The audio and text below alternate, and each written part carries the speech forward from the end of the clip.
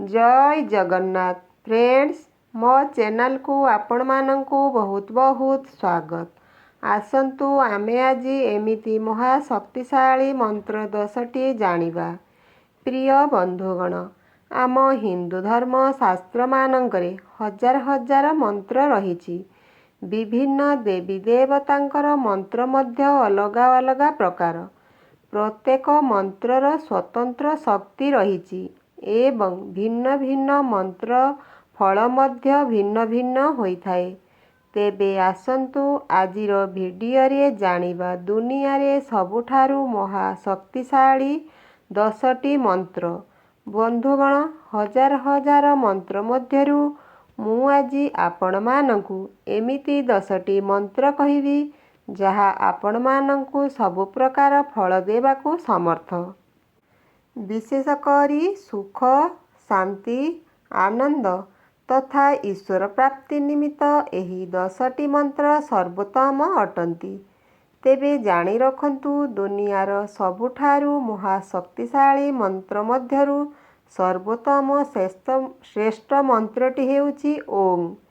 एहा प्रकृतरे मंत्र नुहे, एहा सृष्टिर आद्य ध्वनि जहा अ, उ, म तीनुटी अक्षरर समष्टि।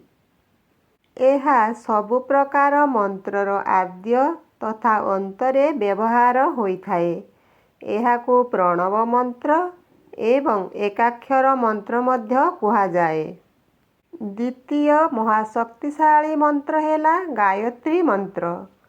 ओं भूर्भुवः स्वः तत्सवितुर्वरेण्यं भर्गो देवस्य धीमहि धियो यो नः प्रचोदयात्। एही मंत्र ईश्वर एवं सूर्य देवतांक उद्देश्य समर्पित। तृतीय मंत्रटी हेला भगवान शिवंकु समर्पित महामृत्युंजय मंत्र। मंत्रटी हेला ओं त्र्यंबकं यजामहे सुगंधिं पुष्टिवर्धनम् उर्वारुकमिव बन्धनात् मृत्युमुखीर्यमामृतत्। चतुर्थ मंत्रटी हेउछि विष्णु पंचाक्षर मंत्र। ओं विष्णवे नमः। पंचम मंत्र हेला शिव पंचाक्षर मंत्र। ओं नमः शिवाय। षष्ठरे माँ दुर्गांकर सप्ताक्षरी मंत्र। ओं दुर्गाय नमः। सप्तम मंत्रटी हेला भगवान श्री रामंकर नाम मंत्र राम। अष्टम मंत्रटी हेउछि भगवान श्री कृष्णंकर मंत्र।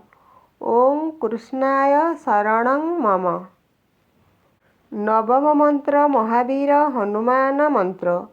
ओं हं हनुमन्ते नमः।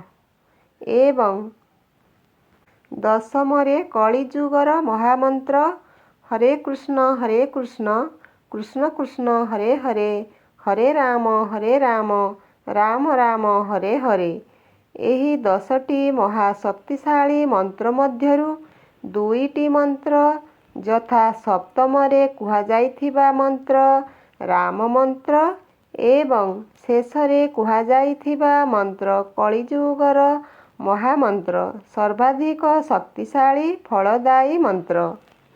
कारण सबु मंत्रर आगरे ओ पछरे ओं उच्चारण करिबाको होइथाए। मात्र एही दुईटी मंत्ररे ओं रो आवश्यक न थाए।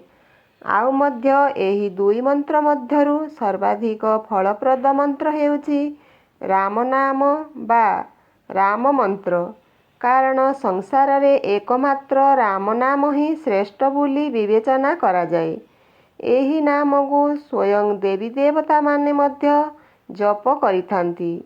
आउ मध्य कुहा जाए सीताराम नाम सबुठु श्रेष्ठ, मात्र ताठु अधिक श्रेष्ठ श्री राम नाम। प्रिय बंधुगण, आपण माने एही महाशक्तिशाली 10टी मंत्र मध्यरु केउ मंत्र को आश्रय करिवे ताहार विचार आपण मानंक हातरे। जीवन को मंत्रमय करंतु। भगवानंकर अहेतुक कृपा लाभ करंतु। वीडियो भल लागिथिले चैनल को सब्सक्राइब करंतु। जय जगन्नाथ।